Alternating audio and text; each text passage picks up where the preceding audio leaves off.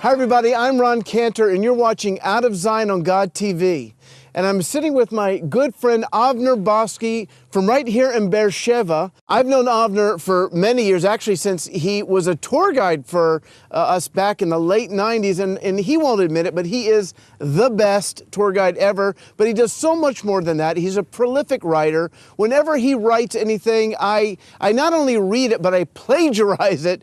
Normally I ask him for permission first. But Avner, first of all, welcome to our little show here. It's good to be with you, Ron.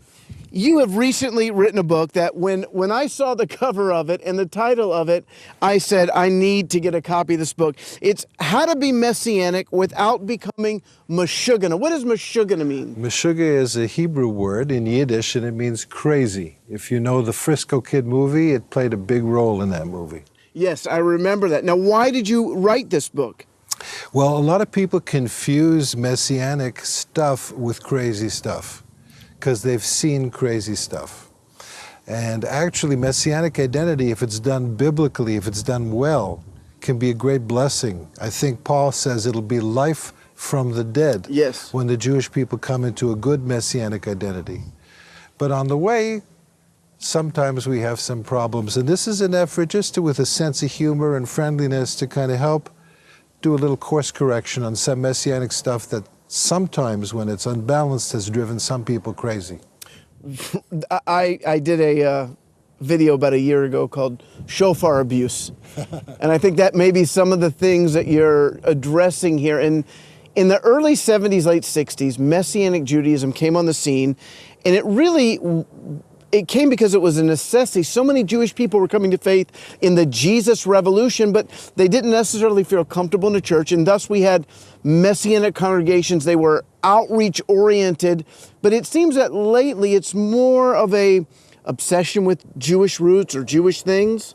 Well, it's interesting, you know, because the fact is most Jewish people in America are assimilated.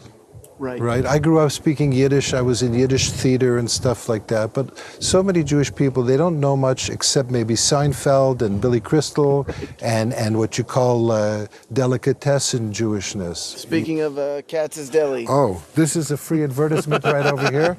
And what's beyond that, I think, is our calling as a people. What are we supposed to be? What's the beauty of that? Why did God invest all his time in creating this people and using us and wanting us to bring life from the dead to the entire world?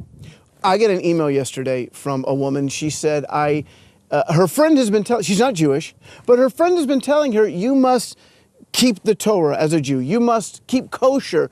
For certainly things that my family never did, even though they're actually Jewish. Yeah. What would you say to that? Well, she obviously was looking for a more balanced view.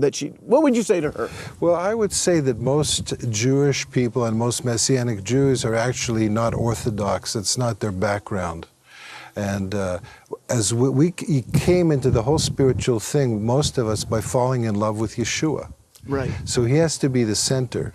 And of course, he's Jewish, although there was an identity theft, as a friend of mine wrote a book once about that, right? I know that guy. Yeah. And so the question is how to restore this stuff without bringing in the bathwater.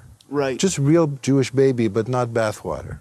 So getting back to what you were saying, the Messianic movement, when it started, there was it came out of evangelism, a lot of it, like Jews for Jesus and other groups like that. And then it moved into congregationalism.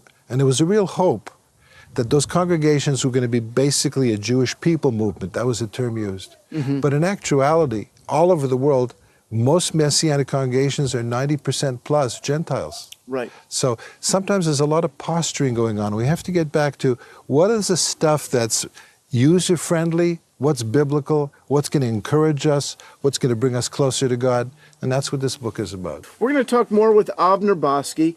You're watching Out of Zion on God TV, and go to God.tv so you never miss an episode.